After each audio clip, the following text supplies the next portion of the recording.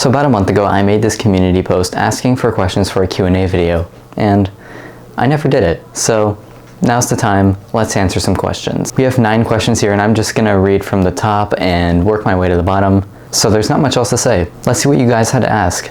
Our first question here comes from Dale Donaldson. Is it just me, or are 2 of the best Woodies in the world, the Voyage at Holiday World and Thunderhead at Dollywood? I think that they are very good contenders for the world's best wooden coasters, although I have not been on either of them. Although I might be getting on Voyage this summer, which is very exciting, and they both look like amazing rides. With the Voyage, you have this crazy terrain coaster layout with a bunch of airtime hills and great pacing. Thunderhead is a pretty solid GCI layout.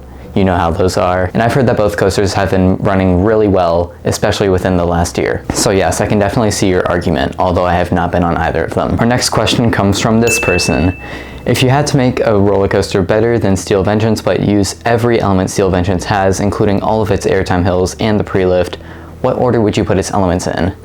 Now, that's kind of a tricky question because Steel Vengeance is a very repetitive layout and the elements start out really big and it gets smaller as it goes on. So even if you rearrange the elements, I don't think it gets better than what Steel Vengeance already is. So I don't know how you would make it better unless you put the mid-course at the end of the ride before the final brake run. But that might be cheating. Our next question comes from Girl Power Coasters. Are you excited for Fast and Furious Hollywood Drift? And if I could own a park, what coaster model would I want the most there? So let's answer the first part of the question first. Yes, I am very, very excited for Hollywood Drift. California is finally getting a very big standout Intamin, which is really, really cool. And it's going to be a unique Intamin. Like, we haven't seen a intense spinning coaster from them, and I think that's going to be really cool. I think it will be one of the best roller coasters in California, but to my personal preference, I don't think it will be the best because, you know, hold on one sec.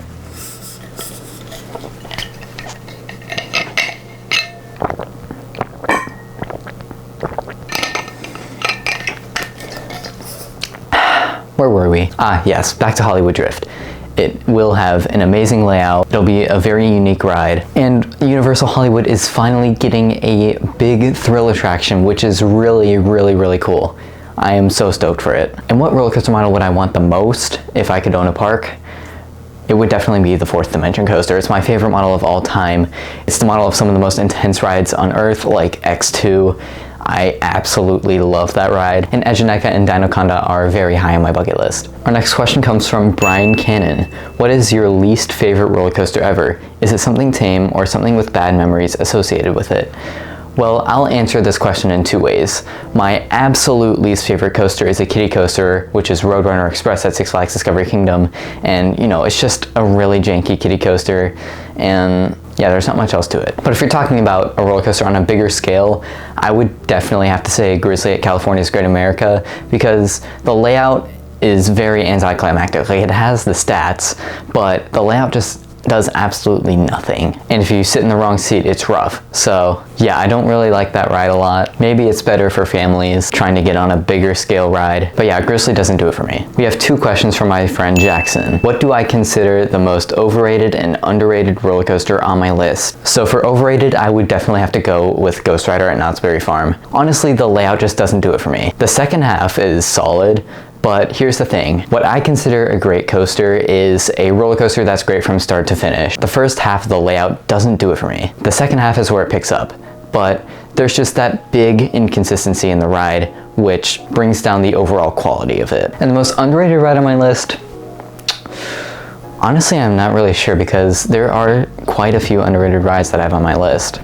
Let me check. Okay, I think I got it. I think the most fair option for my most underrated coaster on my list is Fahrenheit at Hershey Park. I was kind of between a few other rides like Shivering Timbers and Storm Runner, but I don't think I can count those as really underrated. Fahrenheit is a shockingly good ride with good airtime and positives. Like, this is the role model for an inversion machine. It's very good. The ride starts off strong with a vertical lift into a beyond vertical drop, which gives good airtime in the back row. The Norwegian loop is a really cool element that gives good positives, and you might get some mild floater coming out of it. The cobra roll exists. The final 2 corkscrews are really whippy, and it ends off with a strong bunny hill. Like, the ride specializes in inversions, but having good positives and airtime makes it that much better. The second question from Jackson is, what are my thoughts on Kong, aka the best ride at Discovery Kingdom? Honestly, I've learned to appreciate it. I think it is a good ride, and I know a lot of you are probably gonna yell at me instantly for this. I actually did do a video of marathoning the ride for a subscriber goal, so make sure to go check that out. And I think that made me appreciate it way more, because the ride doesn't hurt me. The jank actually adds to the intensity of the ride, and the layout is good. I do have a good rough tolerance myself, and the cherry on top is, I think Kong has the best ride crew at Six Flags Discovery Kingdom, and no, this is not a biased opinion. They're very efficient, they're very great people. If you're a Kong ride operator watching this, keep up the great work. This next question comes from The Funniest Penguin. What is the weirdest roller coaster I've ridden? Now that's a tough question. Okay, I haven't really ridden many weird coasters, but I think the weirdest coaster I've ever ridden would be Blue Streak, and it's weird in a good way.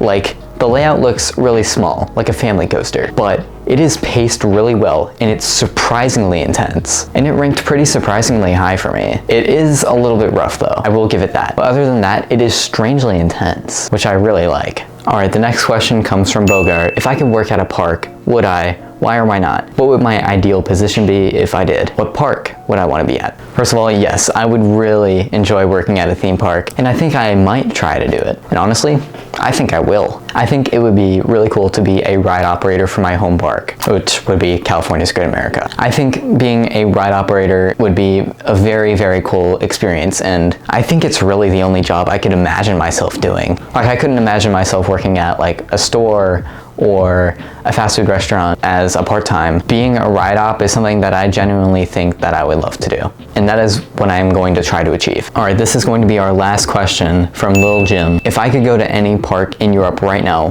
where would it be? That is a tough question, because there are quite a few parks in Europe that I'd want to go to. Here are a few good contenders. Plopsaland has my #1 bucket list coaster, Ride to Happiness. At Energylandia, I would love to ride rides like Zadra, Hyperion, and Abyssus. Fantasialand looks like an amazing park overall. So yeah, I think those would be my top 3 picks. If I had to choose between the 3 of those, I would probably be at Plopsaland because of my #1 bucket list coaster, like I gotta do it. And they also do have a solid supporting collection. So yeah, that's definitely on my bucket list to go to one day. So yeah, that'll wrap it up for this Q&A video. Thank you for all of you that have left me questions to answer. I will see you guys in the next video.